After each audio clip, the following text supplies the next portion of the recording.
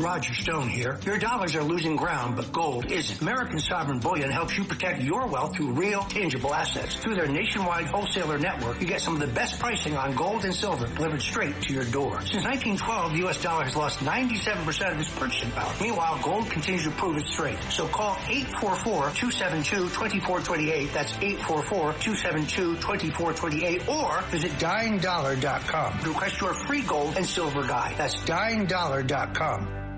Listen, all you New Yorkers. Taxi!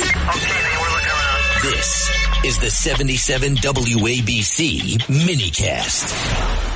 And guys, just in, boy, you can't make this up, in Arcadia, California, Mayor Eileen Wang admits to acting as a foreign agent for China in a plea deal. An American mayor. John, I mean, all I keep thinking about is Eric Swalwell with Fang Fang. By the way, are any of us surprised by this? No. This is what they've been doing for years. They've been infiltrating our political process. Let's ask the Speaker. Absolutely. And who better than the former Speaker of the House, Newt Gingrich? Mr. Speaker, so first of all, we love you. We've all known you for decades. It's so beautiful to see you here in studio. I'm delighted to be here. And look, I think we have to take very seriously that the Chinese see themselves in a very long-term competition with us. And they're shaped really by Sun Tzu's The Art of War, written about 500 BC. And he doesn't emphasize fighting a military campaign. And his idea of the art of war is propaganda, bribery, intelligence, subterfuge, doing everything you can to undermine the other side without fighting. Infiltration of our system. Yeah, I mean, he would approve totally of what they're doing. And we just have to become much more serious about protecting this country, whether it's from an Iranian nuclear weapon or from its Chinese efforts to influence us or to develop strategies where they dominate, say, rare earths, including those that go into computing. And I think we're going to have to take much more seriously an assessment of what it's going to take for America to remain free and to survive. What do you expect with this meeting? Of course, this is a high-stakes meeting with President Xi, going over to China. What do you expect is going to come out of that, Newt? Well, it could lead to some historic changes. They could decide to help us with Iran. They could decide to help us on some trade issues, or it could just be a nice visit. And I don't think we're going to know until it's done which it is that's going to happen. Because I think Xi himself, they just sentenced two of their defense ministers to a death penalty. I mean, there's a lot of turmoil going on, and I think Xi is much like Putin. I think Xi's in a much more endangered situation. There's a report right now that just came in a few minutes ago that supposedly Putin is in China. And I don't know if he's going to wait for Trump to get there or whatever. Have you heard anything? I have not heard anything. That would be fascinating. That would be wild, John. wouldn't it? Yeah, boy. I mean, can you imagine? Wouldn't you love to be a fly on the wall on that one, Newt Gingrich? Yeah. My goodness. That'd be wild. And you don't know to what extent Putin and Xi are plotting together on how to deal with the Americans. I'm sure they are. Yeah, I'm sure they are. But there's a lot. This is a 5-dimensional chess game. Yep. Not a 3-dimensional. I mean, I think we have to. I wrote a piece recently suggesting that the contest is between what Thomas Jefferson called the Empire of Liberty, which is the American commitment to freedom, and a coalition of tyrannies, which includes North Korea, Iran, China, and Russia. And you have to see them as being teams. I mean, their team is clearly against us, and they want to prop each other up if they can. Yeah, well, that's the issue too. And remember too, one of the Chinese ships was found, remember, early on in the blockade, and it had nefarious weaponry that was headed. Right. And there's reports that China's been saying, just ignore those sanctions against Iran, that they're putting the word out. They're very strongly saying no Chinese company can accept a unilateral boycott or a unilateral blockade. And now the problem they have is if the U.S. Navy's there doing it, I don't think the Chinese have the reach to contest it. What do you think is going to happen, Newt Gingrich, with the with Iran now. The language today that we heard from President Trump, you could tell he's very disappointed with what Iran came back with. They said it's totally unacceptable.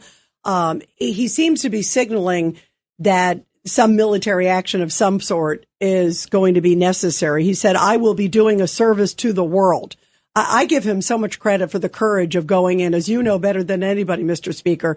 I mean, how many presidents have talked about it, but never had the courage to do it? So I give him a lot of courage for doing what he's doing. What do you think needs to happen next? And what do you see, especially, do you think he's going to wait and see what happens in China first? Is there a timing in your mind? Yeah, I don't think he can do anything until he comes back from Beijing. I think that they'll be, frankly, too chaotic. And then he's got to make a decision. I think what he has done is he's tried to prove to the world, look, I keep trying to negotiate with these guys, and they're not going to negotiate.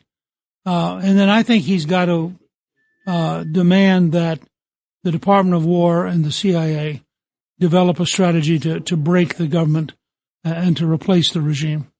Judge Weinberg. It seems to me you're absolutely right, Mr. Speaker. There has to be regime change, because otherwise they're just buying time and they're waiting for a change of administrations to go back to the bad old days of Obama and Kerry. Now, one more question, too. Is Israel and Trump on two different wavelengths temporarily on this whole China-Iran deal? You just your opinion. I think they may be a little bit on different wavelengths. I think Netanyahu would be more aggressive. But I think, we're in a different place than Israel. We have an election in 6 months. Not just that, but we are a global power. We have considerations in, 120 or 150 countries. And I think that's just a reality. And Mr. Speaker, what do you think too about what Trump was saying about the gas tax? We're getting rid of the federal gas tax. That's an interesting. Well, look, I think doing a couple steps like that, and frankly, that puts pressure on states to also have a gas tax holiday.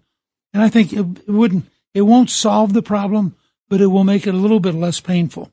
And I think Trump's got to find a way to buy time until his program can work in the Middle East. Yes, I mean, by the 4th of July, we're looking to bring the price of gasoline back down again.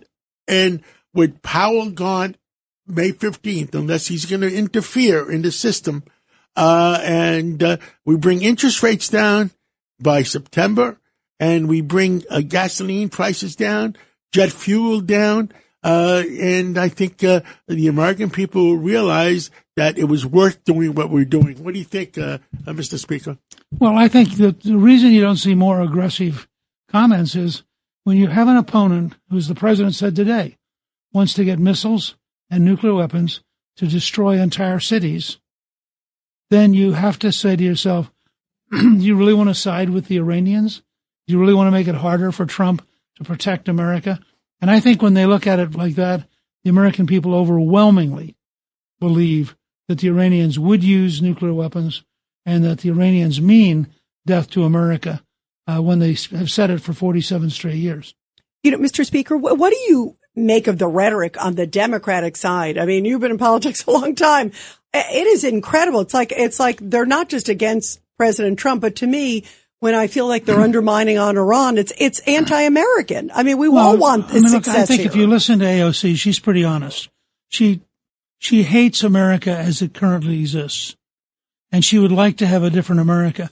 This is a huge problem for the Democrats, and this is why the president said in the State of the Union, you guys are crazy, because you can take, we run a project, which John's helped with, called America's New Majority Project, and I'll tell you, we've had issue after issue after issue where the Democrats are in the 15% range and 80 or 85% of the country is opposed to them. That's how big the deal is. Dr. Peter Mihalos just sent us a text. Rita, you want to read it? Yeah, this is what he said. This is our resident genius, Newt, and he says that there is no rapid test for hantavirus. They have to send the samples to the CDC. There are antivirals that kill it, tested on animals. And then he said that some of the other countries don't have antivirals yet. So that's interesting too, because some of the people, remember on the cruise ship, they went to different parts of the world. They returned home. So that's concerning that he's saying Russia, India, China, and Turkey don't have an antiviral yet. Should we be concerned? What do you think, Newt? Well, look, I think I'm not concerned about antivirus. It's been around a long time. We ultimately can solve it, and we have a pretty good sense of how it operates.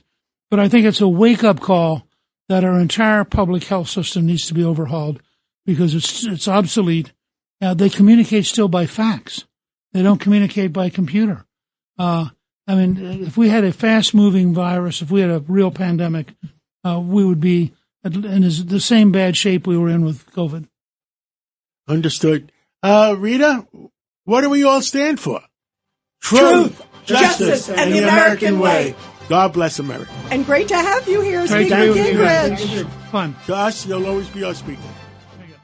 77 WABC and Bergen Newbridge Medical Center honor the life of legendary broadcaster and our friend, Ernie Anastas. Hi, it's Ernie Anastas. You know, your thoughts can affect how you feel. Bergen Newbridge Medical Center is the largest hospital in New Jersey, providing comprehensive, equitable, compassionate, and high-quality emergency inpatient and outpatient medical care, plus mental health services and substance use disorder treatment. The Bergen Newbridge team can address your total health needs in one convenient location. Call 201-225-7130 for an appointment or newbridgehealth.org.